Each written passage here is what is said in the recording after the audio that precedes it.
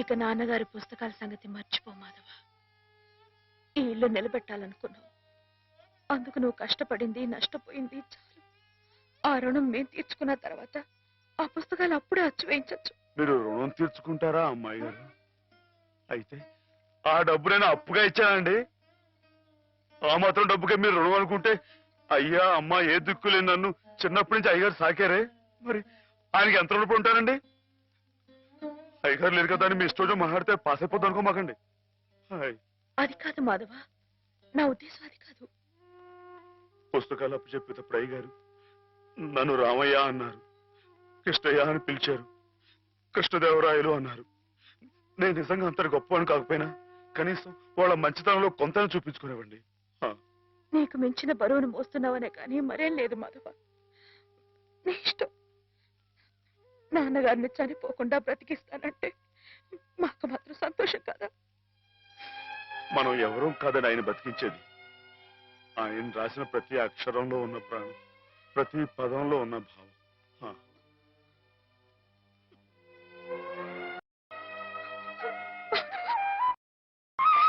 అమ్మాయి గారు, అమ్మాయి గారు ఊరుకోండి. అమ్మాయి గారు ఊరుకోండి.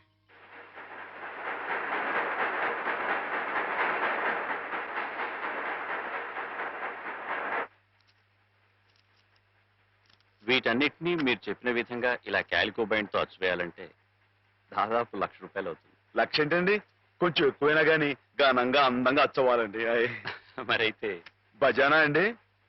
ఇదిగోండి ఈ డబ్బు ఉంచండి, లెక్కెట్టుకోండి.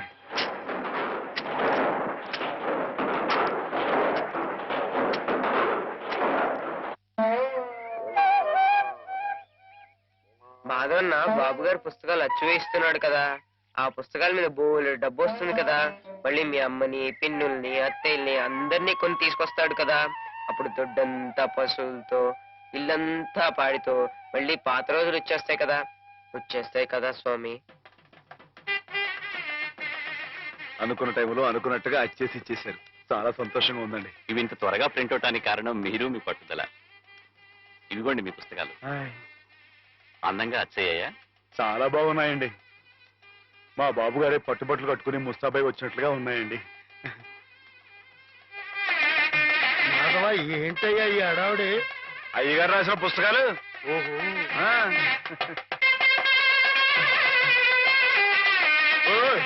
ఆగండి. ఇదేంటి పిచ్చి ఆసుపత్రి బండి ఉందండి ఇక్కడ?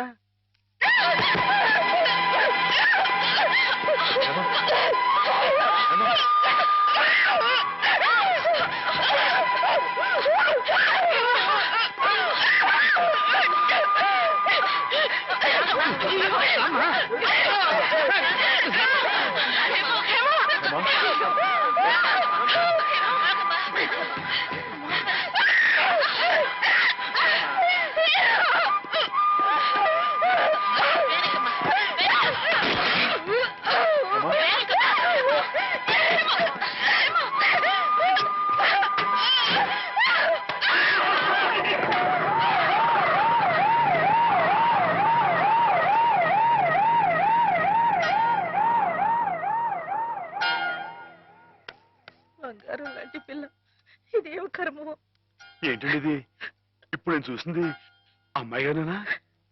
ఏమే మాధవ, ఏ జన్మలో మేమెవరో ఏం పాపం చేశాము, అది శాపమై పిల్లకు చుట్టుకుంది. అసలు ఏం జరిగిందండి? లలితకి 15 రోజుల ముందుగానే పురుడొచ్చిందని తెలిసి నేను హేమ లలిత ఇంటికి వెళ్ళాం. రక్తం బాగా పోయి నీరసంగా ఉంది పిల్ల. 4 రోజుల్లో కాస్త తెరుపుగా అనిపించింది. ఇక్కడ ఈయన భోజనానికి ఇబ్బంది అవుతుందని హేమని 4 రోజులు ఉండమని చెప్పి నేను వచ్చేసాను. అదే అదే మాధవ నేను చేసిన మహాపరాధం. అవునమ్మగారు, మీరు ఆ 4 రోజులు అక్కడ ఉండుంటే ఇలా జరగకపోను. హేమమ్మగారు కనిపెట్టలేదు కానీ ఆ దుర్మార్గుడి కళ్ళల్లో ఉన్న పాపపు చూపు నేను ముందే పసిగట్టాను.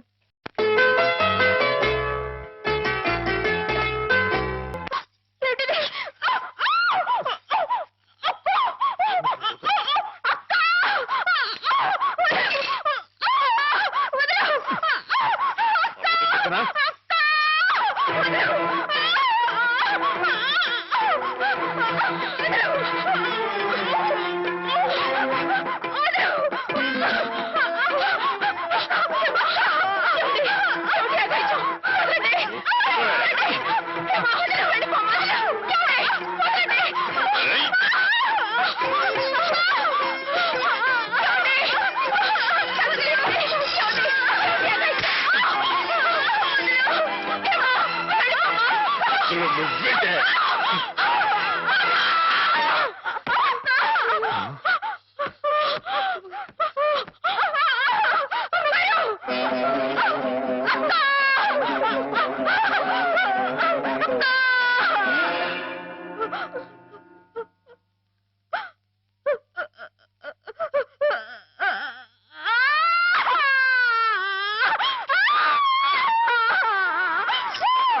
అమ్మగారిని చంపేశాడని పోలీసుల ముందు మొరపెట్టుకున్నాను. వాడు విసిరేసిన డబ్బులు పోలీసుల చెవుల్ని మూసేసింది. నా గోడు ఎవ్వరూ పట్టించుకోలేదు. డబ్బులు విరజిమ్మి వాడు అమ్మాయి గారు కాలు జారిపడి చచ్చిపోయారని చెప్పి నమ్మించి తన మీదకి ఏ కేసు రాకుండా చేసుకున్నాడు. ఆ రోజు నుంచి చిన్నమ్మాయి గారు ఇదిగో మీరు చూస్తున్నారే ఇలా అయిపోయారు. ఏ మగాడి దగ్గరికి వచ్చినా మీద పడడం, కొట్టడం, రక్కడం. అమ్మ తల్లిలా ఉండే చిన్నమ్మాయి గారు ఇలా అయిపోవడానికి కారకుడైన ఆ దౌర్భాగ్యుడు పురుగులు కొడి తోస్తాడు.